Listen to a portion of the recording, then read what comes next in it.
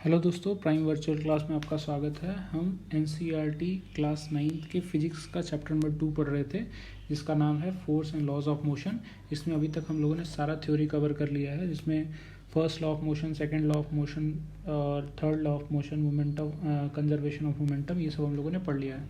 तो अब हम थ्योरी पढ़ने के बाद क्या काम करते हैं, कुछ न्यूमेरिकल्स करके देख लेते हैं। इससे हमें पता चल जाएगा कि हमारी अंडरस्टैंडिंग कितनी स्ट्रॉन्ग और रोबस्ट है। तो करते हैं।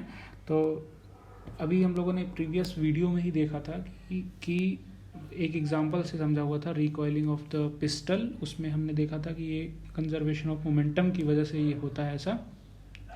तो उसी से रिलेटेड अभी हम एक न्यूमेरिकल सॉल्व कर लेते हैं। इसमें क्या बोल रहा है, ये क्या बोल रहा है कि a bullet of mass 20 gram is horizontally fired with velocity 150 metre per second. तो हॉरिजॉन्टली इसलिए बोला क्योंकि अगर वर्टिकली बोलता तो उसमें क्या होता कि आपका ग्रेविटी और ये सब कहा जाता है, इसकी वजह से हॉरिजॉन्टली बोला।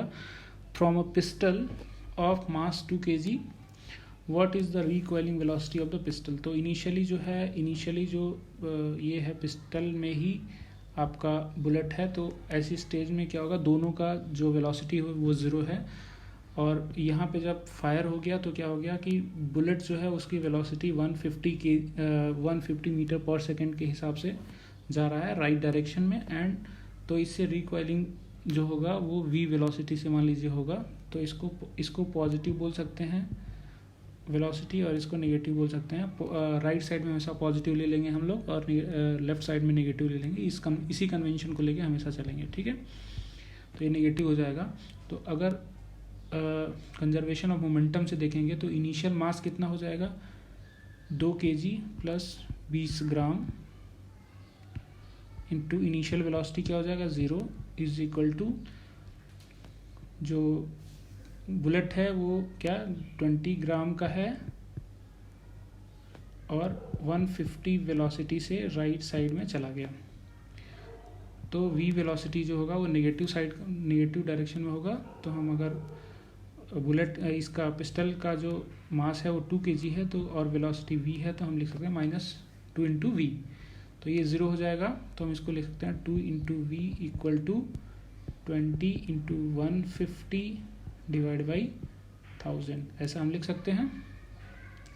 2 0 इसका उड़ा देते हैं, ये 2 से 2 उड़ा दिया हमने। तो v क्या हो जाएगा 1.5 मीटर पर सेकेंड। ये क्या आ गया,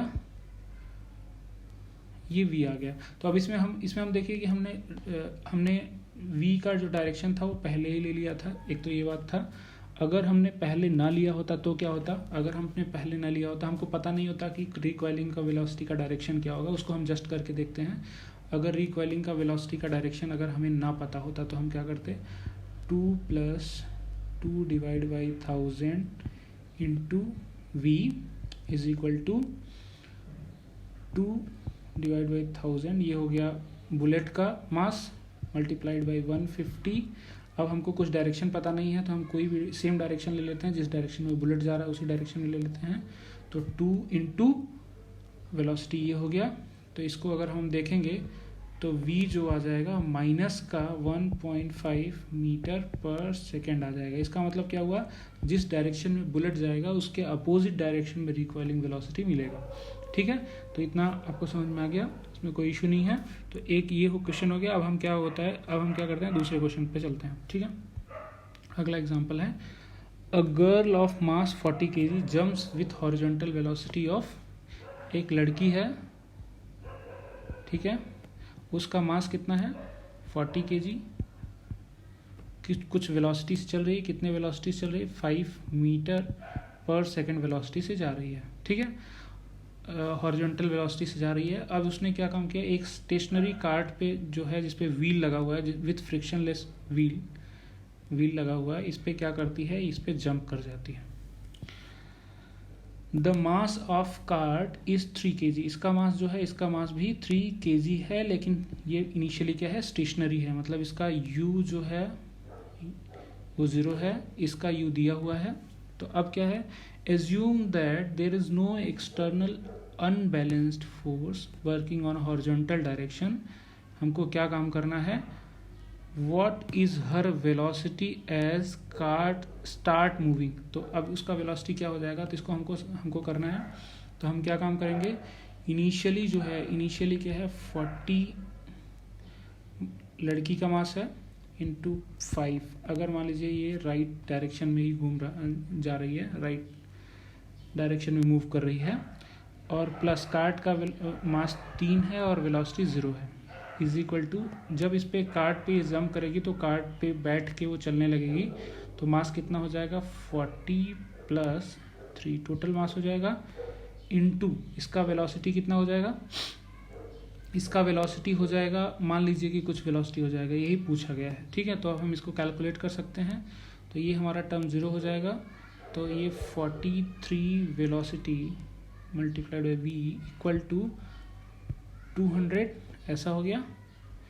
तो velocity will be 200 divide by 43 metre per second, ठीक है।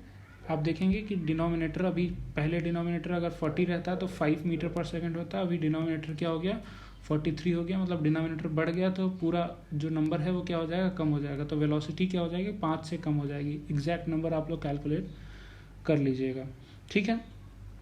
तो ये हो गया, ये एक चीज़ हो गया, एक लाइव एग्जांपल हो गया कंजर्वेशन ऑफ मोमेंटम का, ठीक है। अभी हम नेक्स्ट क्वेश्चन एक करते हैं।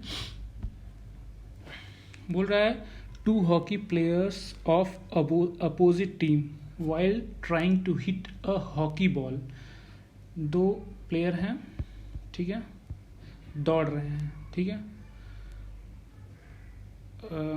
Hockey ball on ground collides and immediately become intense, है ना, इंटेंगल्ड मतलब फंस गए, ठीक है, आपस में फंस गए। तो ये इस डायरेक्शन में चल रहा था, तो एक को मान लीजिए राइट डायरेक्शन में चल रहा है और एक लेफ्ट डायरेक्शन में चल रहा है, तो दोनों एक दूसरे से फंस गए। तो अब बोल रहा है कि वो, अब कुछ उसका डिटेल दिया हुआ है कि 1 हैज़ मास ऑफ 60 kg, मान लीजिए इसका मास जो है वो 60 kg है, ठीक है, and velocity was moving with velocity 5 metre per second. तो ये क्या हो गया, 5 मीटर पर सेकेंड के हिसाब से चल रहा है, ठीक है। While other has mass 55 kg, 55 kg हो गया, और इसका वेलोसिटी कितना दिया हुआ है 6 मीटर पर सेकेंड, ठीक है, 6 मीटर पर सेकेंड दिया हुआ है, ठीक है। ये फर्स्ट प्लेयर के डायरेक्शन में जा रहा है। तो अब क्या बोल रहा है, in which direction and with what velocity they will move after they become entangled, ठीक है। तो फंसने के बाद किस डायरेक्शन में जाएंगे, इसको हमें कैलकुलेट करना है। तो अब हमें डायरेक्शन चूंकि पता है, तो हम इसको पॉजिटिव डायरेक्शन ले लेंगे, इसको नेगेटिव डायरेक्शन ले लेंगे।